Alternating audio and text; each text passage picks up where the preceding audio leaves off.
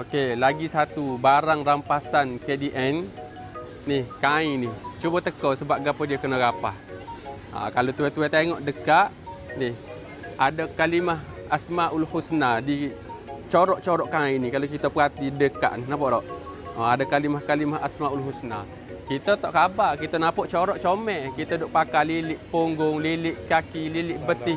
Duduk tubuh kita. Jadi, dalam masa tak sedar tu, kita sudah mencemarkan nama-nama kalimah-kalimah suci Asmaul Husna ni.